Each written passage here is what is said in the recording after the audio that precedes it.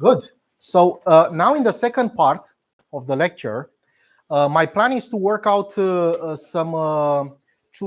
some classes of queries that admit various degrees of optimality for update and enumeration delay. And then we'll also see some trade-offs. But I have, it turns out, more slides, so I'm happy to, after the end of the lecture, to discuss other aspects if you guys are interested. The question now we ask is, can we get constant update time and constant enumeration delay? And this is actually a very reasonable question, and we want this in worst case. So it turns out there is a class of queries which, throughout database theory over the past decade was a rage. That is, it has been used, this class of queries, to show nice result in a very large number of settings. Parallel query evaluation, even provenance management, probabilistic databases, finite cursor model for streaming processing, and now also for IVM. And this is a class of so-called hierarchical queries, and I will explain what this means. And in particular, we see there is a queue in front, which has something to do with which variables are free in the query. And I will explain these terms in a sec. And this was actually discussed first in a paper by Nicole Schweikart, and Christoph Bergholz, and Jens Keppeler. But then we can go beyond. It turns out that using some prior works we had, and this idea now is also implemented, the relation AI, we can also have queries that become queue hierarchical under functional dependencies. Right? So in general, they are not in the good class, but if we know there are functional dependencies holding the database, then suddenly you can actually provide efficient maintenance for them. And then recently, we also looked at queries with free access patterns. So where the variables, free variables, the variables in the head are decomposed into input and output variables. That is, if you are given values for the input variables, you want to enumerate over the tuples over the output variables. And this, some of them actually can also get this very nice complexity. And more recently, we look at queries that are not hierarchical, but become queue hierarchical under rewritings that use queue hierarchical queries, assuming that we want anyway to enumerate all the answers to all the queries, and then we fix a particular order of the enumeration. Good. So let me tell you about the hierarchical queries, what they are. So a query is hierarchical if you look in the query for any two variables, their sets of atoms in the query are either disjoint or one is containing the other. And this was actually introduced first by Dan in a paper on probabilistic databases, because it turned out that hierarchical queries were the queries out of the conjunctive queries without self-joints that can be computed exactly, for which we can compute exactly the probability in a probabilistic database. And I will show you here an example, and why also I try to give the intuition why they are called hierarchical. So take, for instance, this query. So we have these four factors, and these are consider them variables. And what you can see is that A here appears everywhere. So we can say that A dominates all other variables. So whenever, if you look at the set of atoms of A, it includes the set of atoms of any other variable. So we can place A at the top. Yeah. And then we look at other variables. Let's say we look at B. B basically appears here and there. And B is dominated by A, but dominates D. So we can put B, and then we can put D. Now B, if you look at its atoms, this set of atoms is disjoint from the set of atoms of, let's say, C, E, and F, which are somewhere else. So they are on a different branch, right? And C dominates E and F, so we put C on top of E and F. And E and F are disjoint, so we put them separately. So we can build such a hierarchy. Yeah. And what is also interesting about the hierarchy, if you look at this, essentially this is a hypergraph representation of the query, you get a hyperage that goes actually, over all the variables along a branch, right? And then this branch ends with R, this branch here ends with S, this branch ends with T, and this branch ends with U. So there is always such a, all the variables along a branch, they are all covered by at least one relation, one factor, one hyperage. right? So this is, for instance, the simplest non-hierarchical query, right? So you see we have R, S, and T. A appears in both R and S. B appears in both S and T. But A does not dominate B, and A is not disjoint from B. Yeah, because they actually have in common S. But each of them also has another, hyperrange, R and T respectively. So this query is actually considered hard. Okay. Good. So what is Q then in the Q hierarchical? Well, a query is Q hierarchical if it is hierarchical and the free variables dominate the bound variables. Excuse me, you also assume there are no self-joint, right? In this, well, yes, here I assume this, that we don't have self-joints, but even if you have self-joints, the definition will still hold. You just assume we talk about atoms. So the atoms will be distinct. Even though they talk about the same relation, you consider the atoms to be distinct. Yeah. So a query is Q high, but you are right that so if I go back and I will make a complete statement about which queries are actually really tractable in that sense of constant update time and constant delay. We'll talk about queries without self-joints. You're right about that. Good. So what is Q here? To go back, it says that the free variables dominate the bound variables. So if you put it in such a structure, you want the free variables to be at the top, right? So there should be no bound variables mingling with the free variables, right? Like, for instance, B here being bound and B being free. You don't want that. Yeah.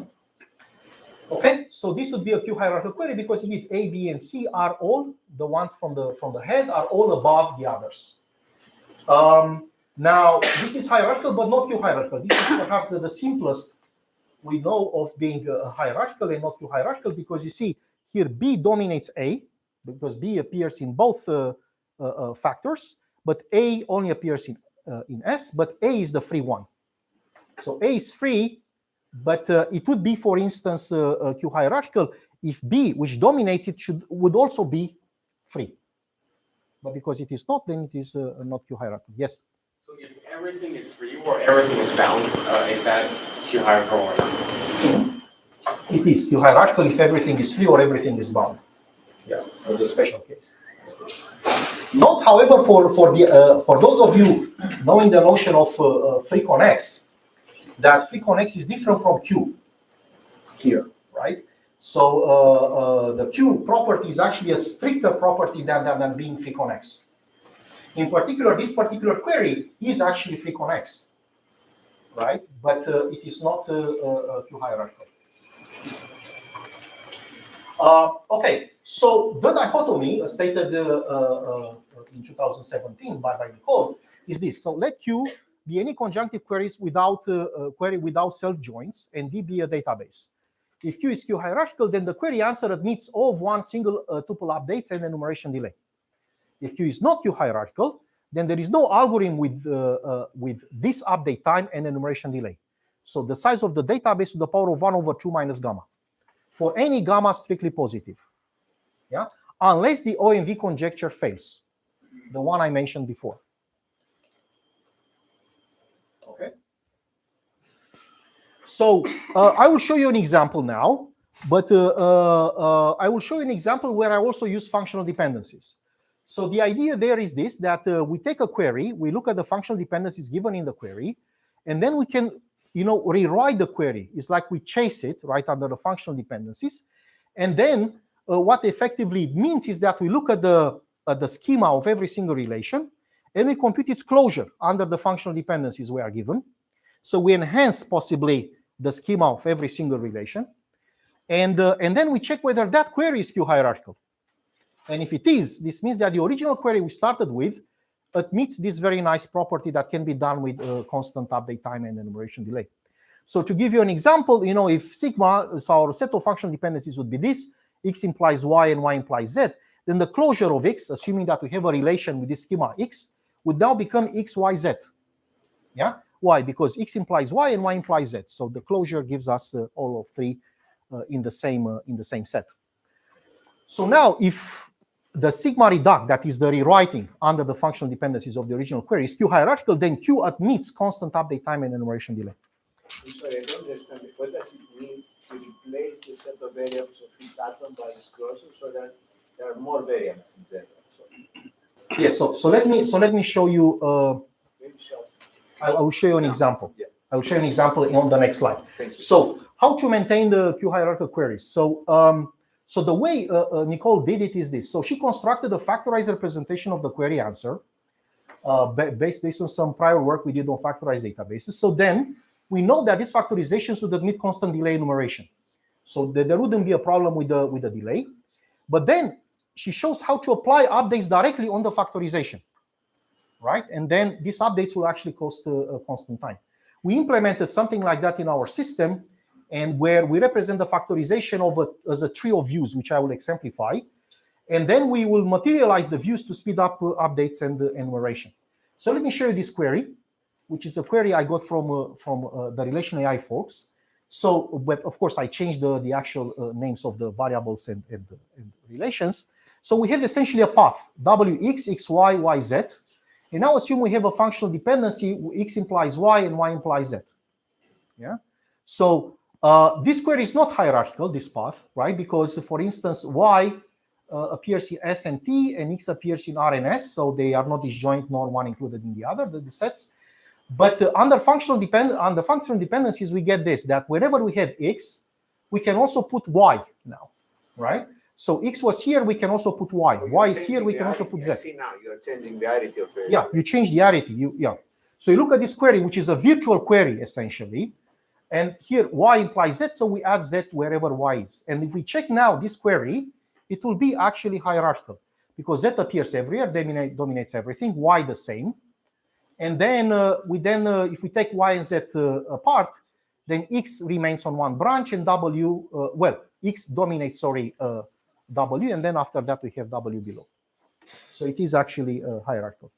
So this is how we do it. We take this virtual query and we construct a variable order, basically an order on the variables we have in the query, where we construct it top down as follows. We first look at which variables dominate other variables.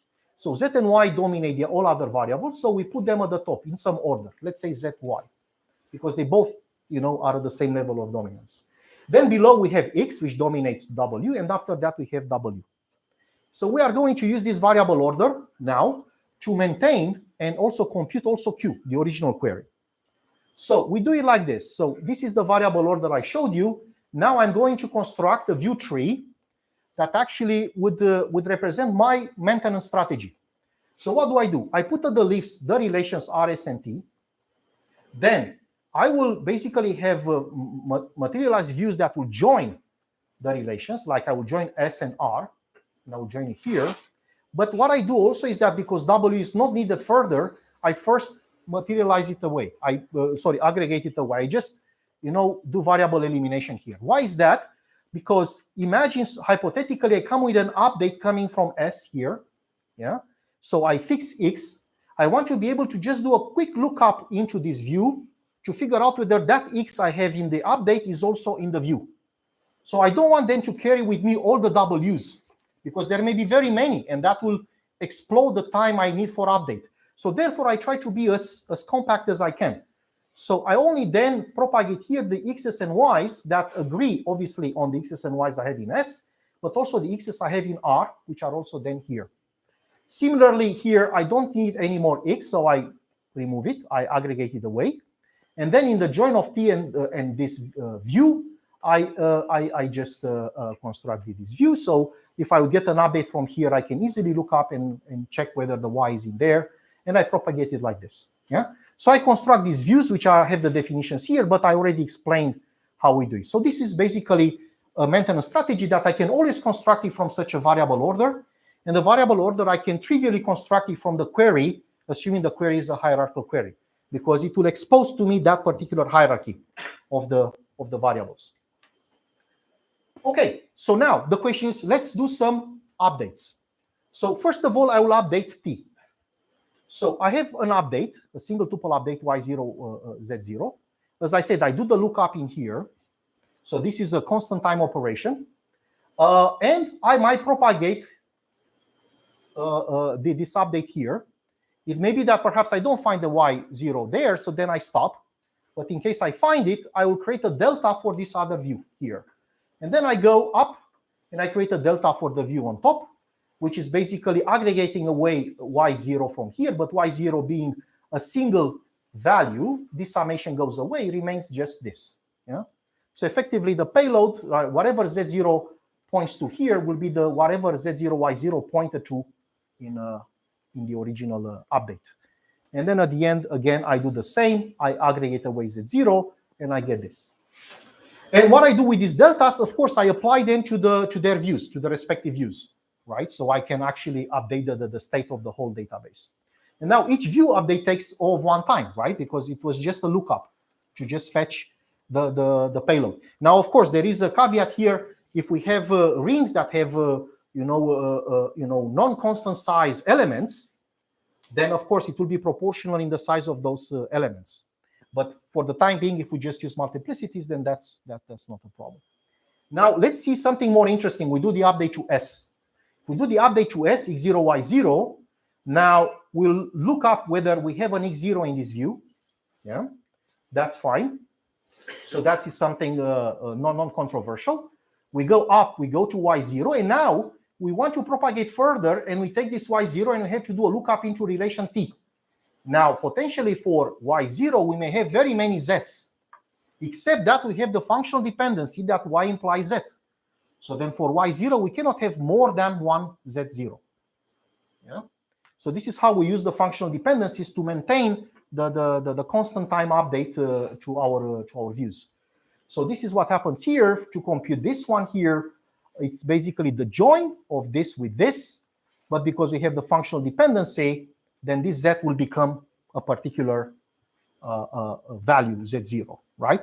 Or perhaps you don't have a match, we don't have a y0 in here, in which case we stop. Nevertheless, in both cases, it will cost us constant time. So then we propagate further up, and it's again the same story, we get constant time update. And now, the last one is we do update to R, we propagate it up, and now we have the same situation, but now for X. For X0, we have to do a lookup in S. Again, we may take very many Ys, except that we have the functional dependency X implies Y, so then we'll get a single one. So it is again constant time, and then we go up. Here we get again the same situation we've seen before with Ys. We have the functional dependency, so we can use this up. So overall, we still have constant time. Yeah? So that is important. It turns out that actually from relational AI workload, a lot of queries are actually not Q-hierarchical, but under functional dependencies, many of them become Q-hierarchical. So this actually saves, to some extent, the day. Now, how can we enumerate, right, the results with constant delay? So we do a top-down enumeration. What actually perhaps you noticed is that in our bottom-up propagation of the updates, we made sure that, for instance, this view has pairs xy, which are calibrated with respect to both relations R and S, because we only, let's say, propagate x and y's here, which actually do join. So therefore, also the yz's here are those that actually are also here, and also the y's here. So in a sense, this view tree, if you look at top down, is calibrated, which makes also the lookups actually of constant time. That is, if you look up from this one into the relation T, you know for sure you'll find some matches there. So you don't have to, in order to find the next tuple to enumerate, you don't have to indefinitely go and check for many pairs of YZ whether there is any of them in T. No, you know for sure that those that are here will have at least one match in T. And similarly, the Y's you have here will have at least one match in this view, right? And the X we have here will have at least one match in here. But another important aspect of this enumeration is that, you see, we factor out, the representation so that the W stay with the X in the original relation and are not propagated all the way up. Because otherwise, if we do that, there may be very many W's for X, and then the update time will cost a lot. But keeping it down here means that the updates will remain very, very fast. And the enumeration time, yes, for every X, we go and then we enumerate over the Y's. And the enumeration delay will remain constant for enumerating all the Y's for a given X. Of course, we need the convenient data structures to support that, indices. In particular, given a z, if we want to enumerate over all the y's, we need a view that says that looks like this, right? Given a z, I can enumerate the y's. So we need the ordering differently than the way you've seen it here. Similarly here, given a y, you want to enumerate the x's, you need another view, another index structure to do that enumeration. And basically, we enumerate from this join, but I already explained how we enumerate. We check at the very top whether this is empty. If it's empty, we stop. There is nothing to be done. Otherwise, we start enumerating the z's from here. For each z, we then look up in here and then get the y's. For each y, we then do a lookup in here to get the x's. Yeah, and for each x, we do a lookup in here to get the w, and then we continue with the w's, and then we continue with the x's. So we basically backtrack afterwards. But every time we have to do to basically look up for a tuple, it will be there. Yeah. Yes. In the previous slide, this constant time update, does that work for multi-tuple updates? So if you have update on R and S, then you have to keep track of delta R, S, Yes. S and delta R. Yes. So the question is, what happens if you have update to R and then update to S? How do you deal with this? Well, in some order, you do delta R, you propagate it, you update the views, right? And then you do delta S, you propagate it, and then you update the views. By updating the views between two deltas, you make sure you don't have to consider all the possible cases of combining the new delta with the old version of a relation, its delta and so on. Because if you look at all these cases, there may be exponentially many in the number of relations. So you want to basically keep that compact. This is no longer constant time. So if your update size, are you considering it as a constant? Say the number of tuples that are being updated. So this is single tuple update. Right. For multi-tuple. For multi-tuple updates, I think it will basically the time will be proportional to the size of the batch of updates you do. Yes. Noise. So this seems to also work when you have this degree constraints. Yes. Yes, it will also work, but then the time, the update time will be dependent on that degree. Yeah, exactly. Do you get any guarantees if you evaluate this query over a database that doesn't satisfy the functional dependencies? If it doesn't satisfy the functional dependency, then this query will be in another class, will not be too hierarchical considered, right? So then I think you can get... The query will still be hierarchical, right? So you can evaluate it. No, so the query is only hierarchical, equivalent to hierarchical query on the database to satisfy functional I dependency. understand that, but the query itself, if you look at it, once you apply the functional dependencies, is hierarchical, and you can evaluate it in constant time over any. Will it give you an over approximation somehow? What happens is that if you evaluate the query that is this plan, use this particular plan, what you would get is, of course, you get the exact answer, but the time will suffer. In particular, the updates from here to here may cost you linear time. So overall, the update time will be linear, but the enumeration delay will remain constant. Right, that's what is this method complete? Suppose I have a query and I have functional dependencies. The query is not hierarchical, but somehow it turns out to be equivalent to hierarchical one. Is this method guaranteed? Are you going to get it by computing the closure and doing the substitution? I think so, yes. So it's complete, isn't it? I think so, yes. I mean, in our paper is actually a systems paper. We didn't look at that completion, but so that's my conjecture. We can actually talk a bit more about that. It can be shown to be. That'd be very nice. Yes. Okay. Further questions? No. Okay. So let me go ahead. So what are the open questions here? Can we achieve worst case optimality for single tuple update beyond the Q hierarchical queries? So this is a question. Worst case optimality here will not necessarily mean constant update time and constant delay, but some other times in delay. And I will show you a class that actually can get that. And as I mentioned already before, in practice, average constant time might be enough, even if we don't obtain this sort of worst case optimalities. And the question is, which queries admit average constant time per single tuple updates? And in discussions with Mahmoud, we realized that actually that there is some old work by Hung called the query decomposition lemma, which can be used to effectively transform a generic join algorithm or leapfrog tri-join algorithm into a maintenance algorithm, at least under inserts. It is still open whether we can do this under deletes. So that's ongoing work. And the question also is, what is the complexity trade-off between update time and enumeration delay if we drop, for instance, the queue property, right, or the hierarchical property? Okay, so I will mention some of the results in this space. There are some references, and now let's go beyond Q. If you heard of Q from Star Trek, right? Potentially you cannot go beyond it. You know, you have to.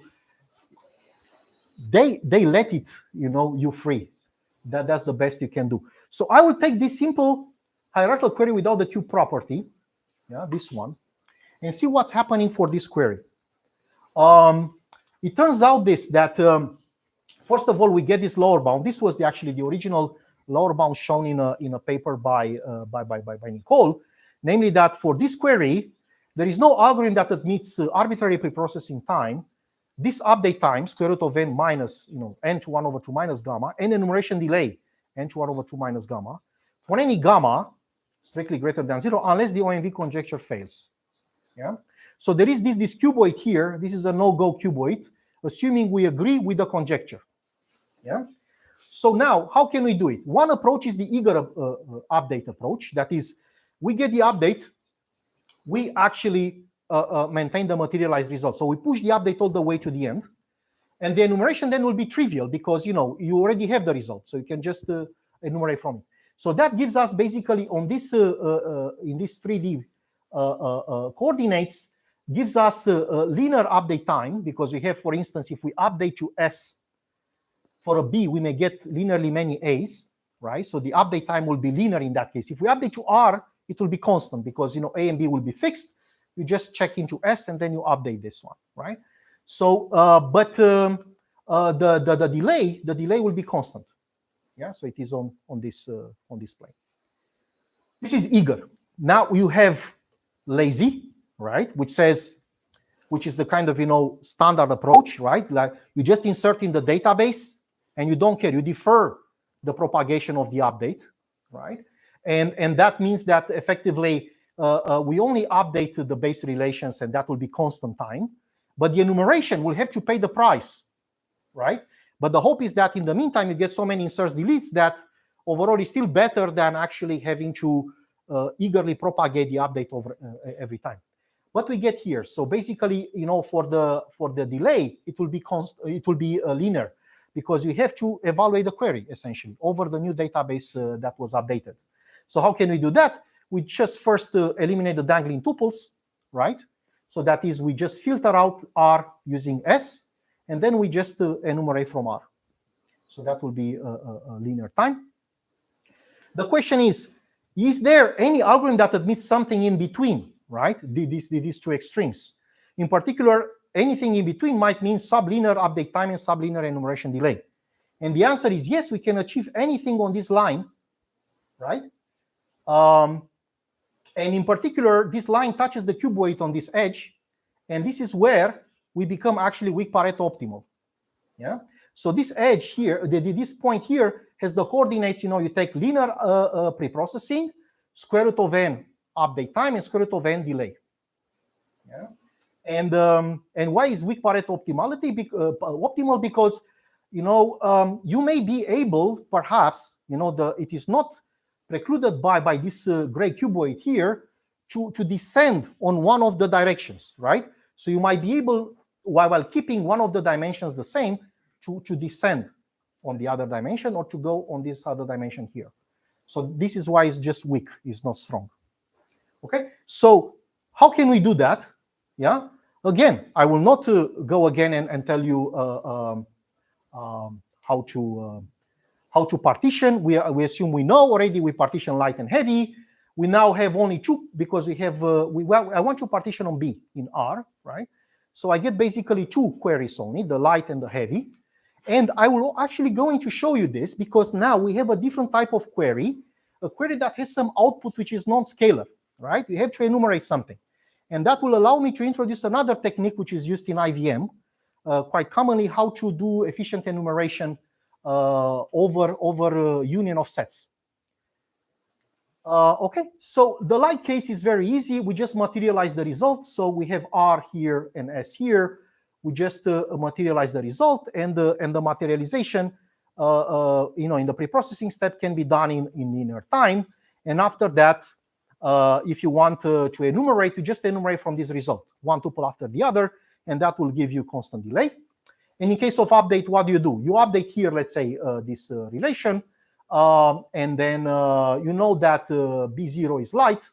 You just look it up on the other side, and then you propagate the update, yeah? And that will cost you, of course, O of 1.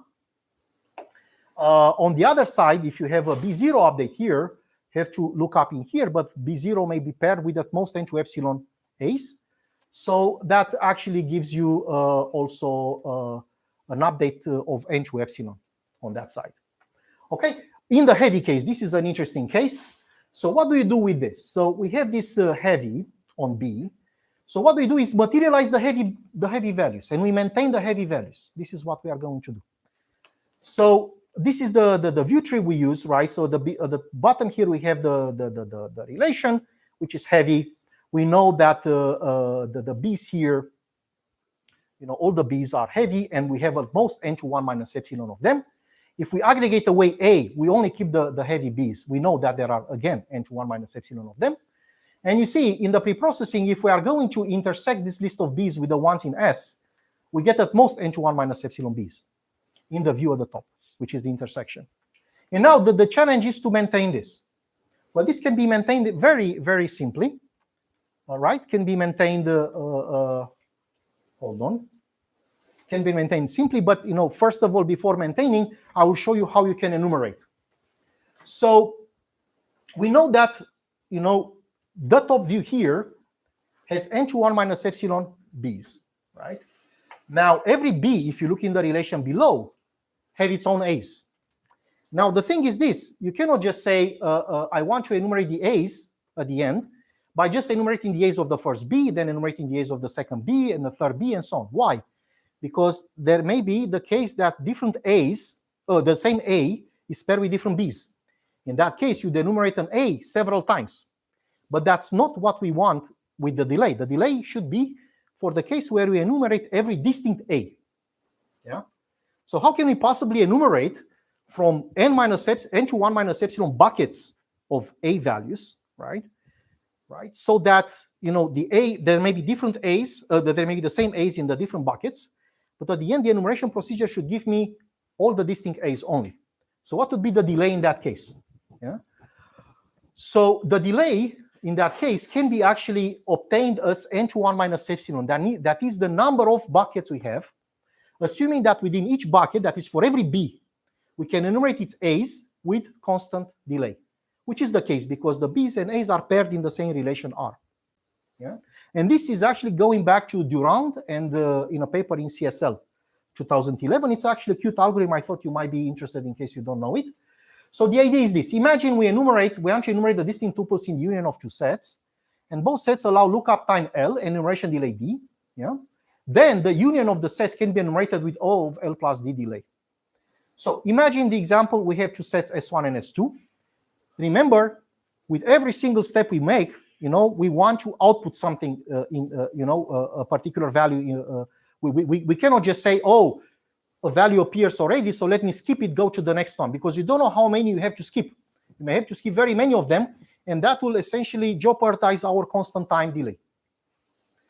So what do we do first? We actually position ourselves at the beginning of the lists. We assume that each list, of course, can be traversed with constant delay.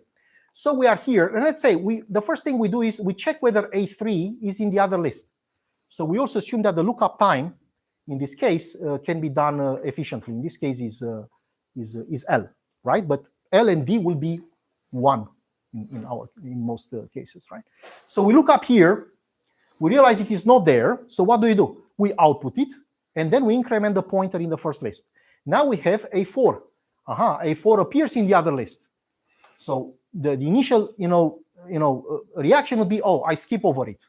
But we don't want to do that. We have at this time, when we realize that A4 is not in the other list, we have to do something. We have to output something. So what do we do instead? we output from the second list. So we output A5 and we increment both pointers. Okay? So then we check whether A1 is in the other list. It is not. We output it and we increment the pointer in the first list.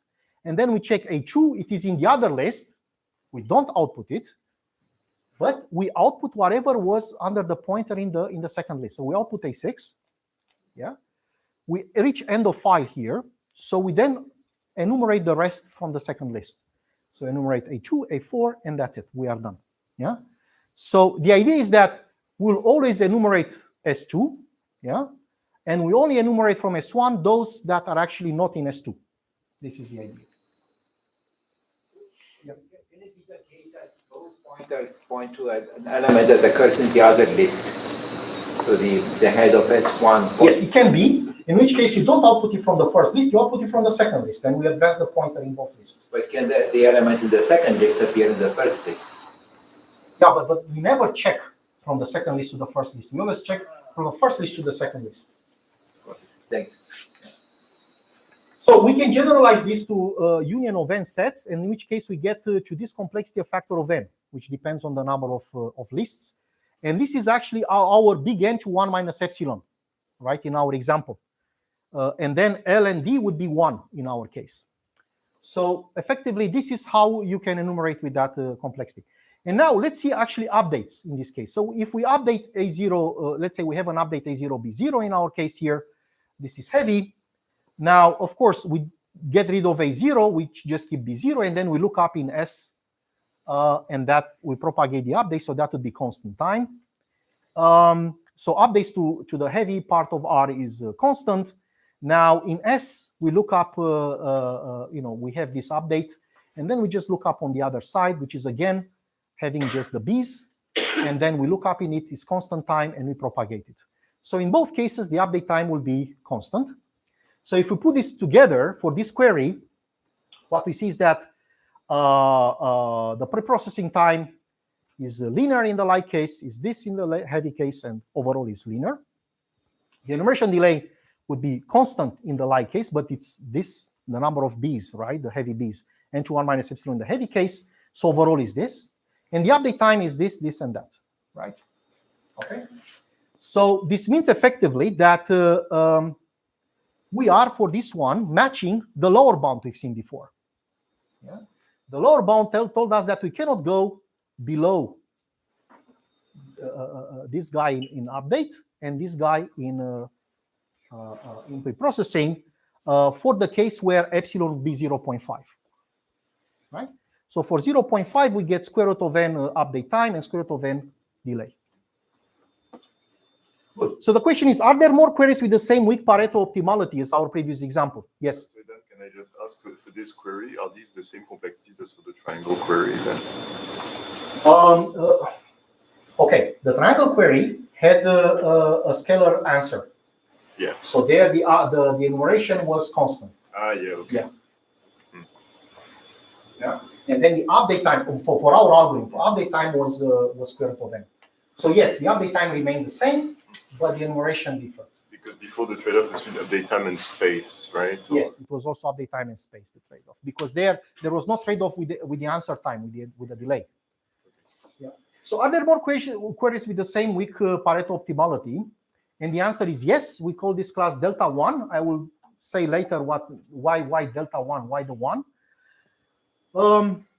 I'm not sure whether it is worth me going and explaining this class, but what is actually important to get out of it is that there is a syntactic characterization of such a class. And this class actually has exactly the update time and delay trade-off that I showed for the special instance of the class. Okay, so in particular, for any such query, there is no algorithm that can do this maintenance, right, with the square root of, well, basically sub square root of n update time and sub square root of n enumeration delay, unless the OMV conjecture fails. Yeah. So we have this picture, and then any of these queries can be maintained, in fact, with this preprocessing time, update time, and enumeration delay. So a reasonable, and then we get this line as I showed you also before. A reasonable question is why do we care so much about the trade-off? Well, of course, there is a purely theoretic interest in knowing whether there is such a trade-off. But think about the fact that sometimes you might want to only enumerate a part of your answer, right? You don't want to enumerate the whole answer.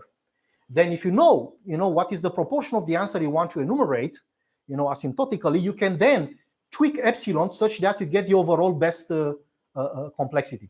And that complexity may be less than the complexity of just enumerating everything and doing the best update time possible, right? Because imagine the situation where you are only interested in a few tuples only in the answer.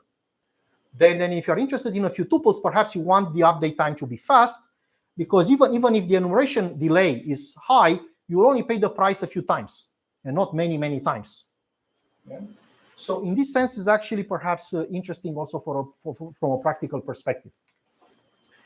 So what happens beyond delta 1? We can define a syntactically classes delta I such that their update time is n to I times epsilon. Yeah. So you see, before it was just epsilon. Now this I, well, it was I was 1. And I times epsilon update time, but the delay remains 1 minus epsilon. So there is still some trade-off between the two. Yeah. Just the update time increases. And in particular, if I is 0, the delta 0 hierarchical means exactly the Q hierarchical queries you've seen before. Yeah? Because for them, indeed, this update time becomes n to 0. It becomes 1 of 1. And then you can choose epsilon freely, and we can choose epsilon to be 1. Okay. So beyond delta I hierarchical, we have the hierarchical queries that admit this sort of trade-off. The update time now has a parameter here instead of the I is called delta, which we define it as a dynamic width. Yeah? And here for preprocessing, there is a parameter W, which is we call it static width, which is in fact nothing but FAQ width. Let me put it this way. What is the fractional hypertree width for arbitrary conjunctive queries, not only for Boolean conjunctive queries.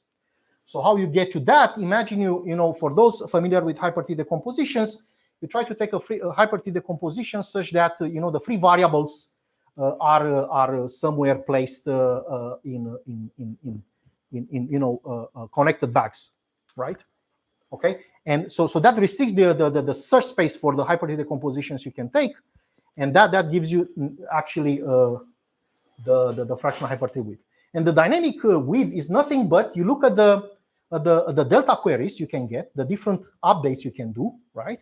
And then for each of these delta queries, you look at what is its static width. And then you take a maximum over those, and that will be the dynamic width.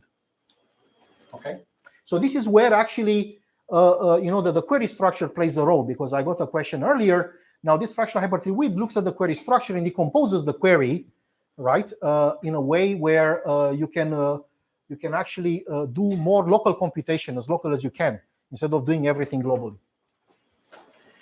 Good. So now an open question, which we don't know how to address, but we'll be very delighted to get any insight here. And it was very inspirational to see this reduction from set to OV, in the previous day, because that one actually might allow us to look for lower bounds for hierarchical queries, which are not just the simple ones we actually have done before.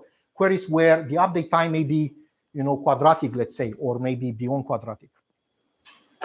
So now the nice thing about this trade-off also, it shows that we can get, so this is the actual line in this 3D space of update time, delay, and preprocessing time. This is the line we can achieve with the trade-off. And this cuboid is basically marking the sublinear update time and sublinear delay. And it turns out that all these points here, right, can be achieved. So basically, the algorithm can achieve sublinear update time and sublinear delay, which is also shown here. So this is something that wasn't known before, whether we can achieve both of them sublinear. Good. So beyond hierarchical, well, we tried. There is no nice closed form expression for the complexities. Yeah, we basically have to compute some linear program, and whatever we get out of it would represent our complexities. And I realized also that for alpha acyclic queries, trade-offs seem not possible so far. And we did first steps for alpha cyclic queries in this CSL paper. So if we put this in an IVM landscape, right, we realize the following. So we have, we look at preprocessing time, update time, and enumeration delay. For conjunctive queries, we know that, we take preprocessing time, which depends on the fractional hypertree width. Then, update time depends on this dynamic width I showed you, and then we have constant delay. Effectively, here we construct a factorized representation, which takes this time, and then we can maintain it efficiently, and then from it we can enumerate with constant delay. Then the triangle join I showed you before that can achieve this. Now in alpha cyclic, we have several results known. For FreeConX, Steinva, Van Sumer, and Martin Ugarte and others, they showed effectively that you can get linear preprocessing, linear update time, and constant delay. Now we showed this thing for hierarchical, which I already mentioned before. And at the intersection of the two, we have two classes. We have the Q hierarchical queries of Nicole, and we have also the delta 1 hierarchical. So effectively, all hierarchical queries which are in this delta 1, they are also FreeConX. And they have basically the static with the fractional hypertree with 1 or 2, and the dynamic width is 1. Whereas the Q hierarchical, they have the static with 1 and the dynamic with 0. That allows for this constant update time and delay. So this algorithm also recovers, when restricted to hierarchical queries, can recover existing works. So this is the one for hierarchical. We can achieve the conjunctive. We can achieve the FreeConX delta 1 and delta 0 as special cases. So it's an algorithm that somehow achieves what has been known before when restricted to hierarchical queries. We just don't know yet how to go elegantly beyond hierarchical queries. This is our problem. Good. So, yes. Anything now when the enumeration has to be ranked according to some function? So the question is, what happens if we want the enumeration to be ranked according to some rank function? There has been works done on that. I mean, I know Paris did work here. Wolfgang did work on this. So the thing is, think about this. So if you want particular rank enumeration, this actually imposes some restriction on the hypertree decompositions you can consider. And that is likely to increase the static width and automatically also the dynamic width. But it can be incorporated immediately like that. It's just a matter of choosing the right decomposition, which allows you for that ranked enumeration. Yeah. Yes. So you said that lots of the queries from Horizon AI are hierarchical or Q hierarchical. So outside in the wild, how many of the queries we see are hierarchical? Is there a particular kind of query that's more likely to be? Yeah. So the question is, in the wild, is it likely that Q hierarchical queries appear often? I mean, I'm a city boy. I don't really go in the wild that much. Last time I went in the wild, I broke my leg.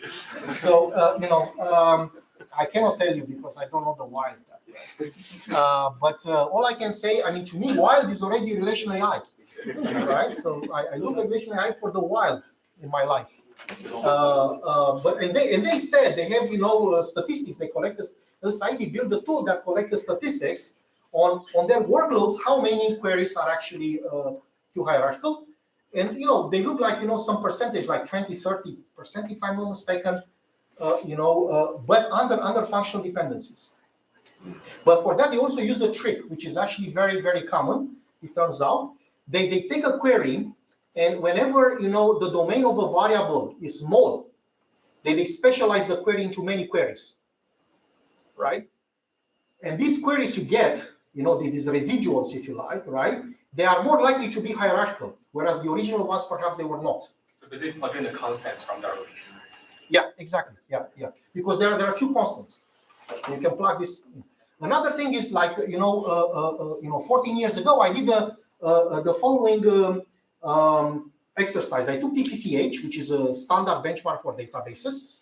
I looked at all the queries, and I looked at the join part, right? So I took away the bells and whistles that are actually relevant, but just I wanted to understand whether the underlying join is hierarchical. And it turned out that under functional dependencies, because in TPCH you have a lot of key for and key constraints, right? The functional dependencies, like 20 out of 26 queries were hierarchical.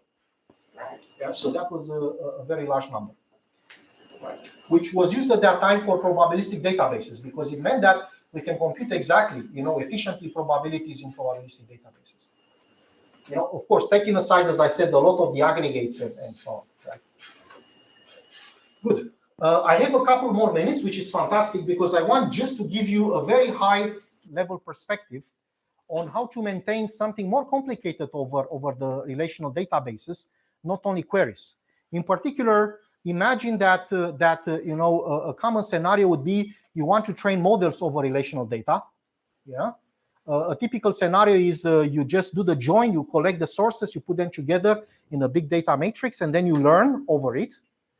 And then what happens if you want to maintain the model? Well, you have to maintain the result, and then you export it again, and then you retrain.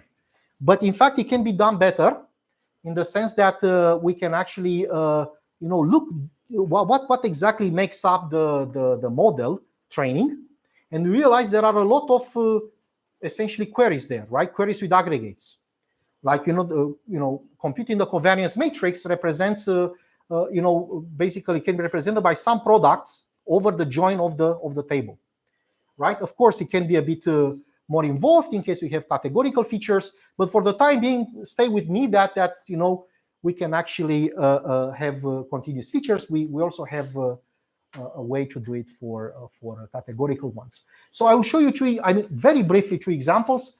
Polynomial regression, yeah.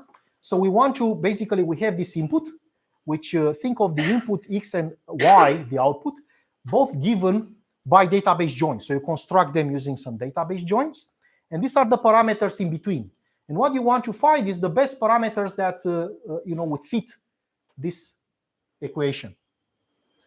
And the way you can solve it is, for instance, you can do a gradient descent, in which case you just look at the gradient computation step, right? And then in this one you realize you have this X transpose X, which is nothing but the covariance matrix, which may not be centered in general here. Yeah. So we want to see, because this depends on data, this X transpose X, and X transpose Y depends on data. Can we do anything there? Can we maintain that computation over the joins? And the second scenario we looked at was whether we can maintain Chou-Liu trees under changes to the database. And Chou-Liu trees, to compute them, already Guy mentioned that, how we can do this. I will not go much into detail, except that you have to look at the pairwise mutual information, right? But pairwise mutual information can be derived from the covariance matrix, in fact. Yeah. So effectively, we want to maintain the covariance matrix, this covariance matrix. In SQL, and I apologize for using SQL, but it allows me to put a lot of aggregates together in the head. Yeah, we can have the covariance matrix expressed like this. So this is the underlying join, and on top we have the count, the sum over every single variable, and then we also have the count, the sum over the product of the variables when taken pairwise, right? So we have n by n, well, n plus 1 by n plus 1 such aggregates. Can we maintain them efficiently is the question. So yes, we can do that. Yeah, we can look at this as being, we have the count, which is sum of 1. We have the vector of the sum over each variable. This could be, as I said, a vector. And then we can have a matrix of sum of xi, xj's. Yeah.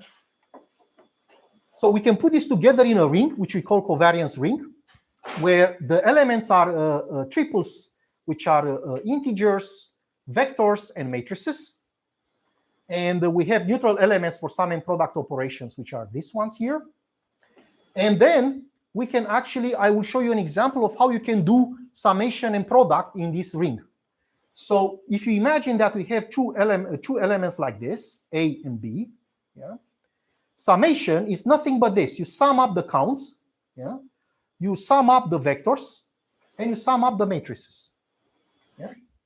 Then if you want to do multiplication, you multiply the counts, you multiply the count of this guy with the vector of the other, and the count of the second with the vector of the first, and we put them together. Yeah. And then for the matrices, for the last part, what you do is that you first scale up the matrix of the first using the count of the second, plus the matrix of the first using the count of the second. Sorry, and the count of the first with the matrix of the second. Yeah, and then what you do is also you take the outer products of the vectors in both ways. The first vector with the second and the second with the first. So it is a commutative ring.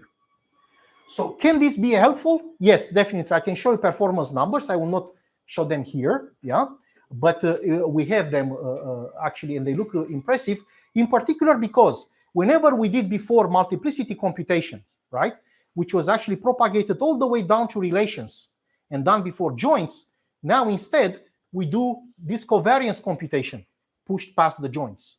Yeah. So for instance, if we join and we have only few variables, few features, you know, for that part of the join, we only work on those features. So we compute a covariance matrix for them. On the other side, we compute covariance matrix for other features. And then when we bring them together via join, we then create a covariance matrix for the whole thing. And the fact that we can do this together is actually also helpful because, you see, we reuse the count basically for computation with the matrices and the vectors, and we reuse the vectors for the computation in the matrices. So there is a lot of shared computation, which actually can lead to lots of orders of magnitude improvement over a standard approach that just does every cell in the covariance matrix independently. Good, and with that, I'm done on time. Thank you.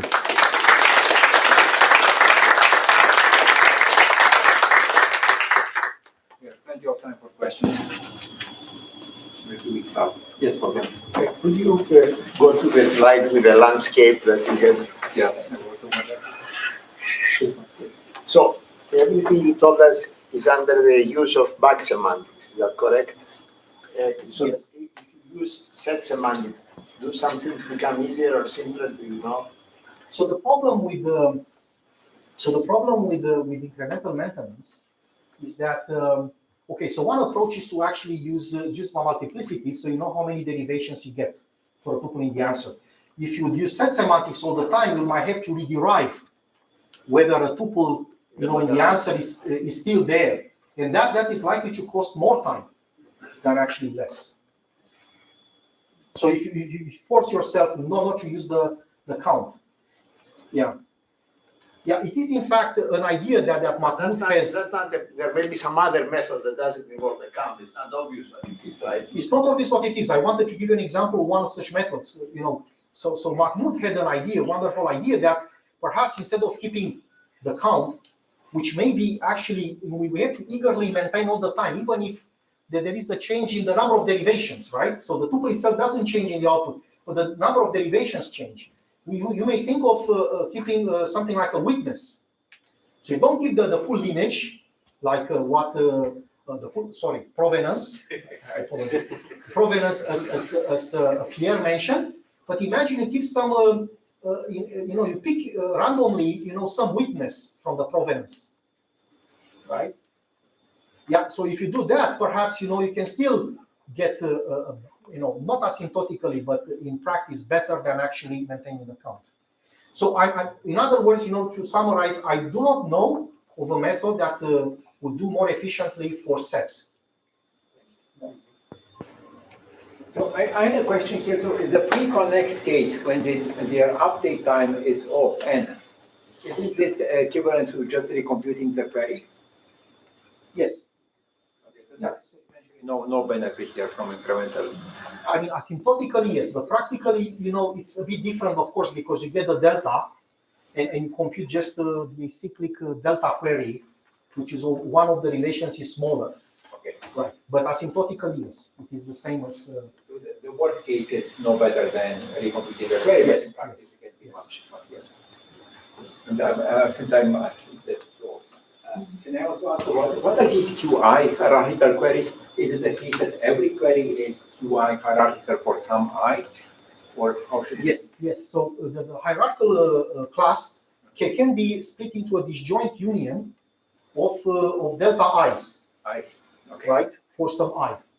So they are partitioned, or they are just small subsets of hierarchical queries. Yes, exactly. Yes. So you said sometimes you can add tuples that's not in the database. So what if you only restrict yourself into changing tuples that's in the database? So can you be more efficient under that? Yes, yes. So the idea is, can we be more efficient if we never insert tuples which are not in the database or delete tuples? We just play with the let's say payload, with a ring payload. That setting is much closer to linear algebra, because in linear algebra you get basically the matrix. You know for sure the domain of every variable. You know it literally is from 1 to n, right? And what you do is just change the payload there, and it turns out yes, in that case. So let me try to go to one of the things I wanted to show you here. In that case, I was able to show, but I don't have it anywhere, that this line actually can collapse. So you can get a point here, and you can get a point there, right? So it can be done better, yeah. But this uses the fact that if you look at R and S, right, in terms of matrices, R being a matrix that is of quadratic size, whereas S is of linear size in n, is small n, right? So you can take advantage of the difference in the sizes, right, to get a better trade-off. So it is possible. I would like to investigate this, of course, for more classes of queries. But as I said, it seems to be more particular to for me at least, matrix calculus, because this is where I know the domains are fixed, right? They just iterate from 1 to n. Yes. Going back to Clarice's question about the relative numbers, so do you keep additional information like these to keep track of which tuples are presented when you do these batch updates? So this is a question regarding Floris's question before. So what happened with the negative payloads? It turns out, Hung has the perfect answer. So I would just defer to him. She just mentioned to me that he discussed with Floris about that, and it's still possible to do it. Yeah, we can just talk with him afterwards. So I don't, take the blow of him. It's different from the answer we discussed. It's different from the one we discussed. Oh, okay. Then I should find out. Okay. Yes. It's been studied besides like multi-set. So like the ring is not your plus operation is not like. So you mean, well, I try to show this covariance ring, for instance, right, where you can do this. In general, whenever you have a ring, you should be able to use this technique, right? It's just that, if you are dealing with a semi-ring, then you can only do inserts. You cannot do deletes. Yeah, so that's the short answer. So yeah, you can put, at the end of my paper, I had basically a line from a song by Beyonce. If you like it, you should put a ring on it.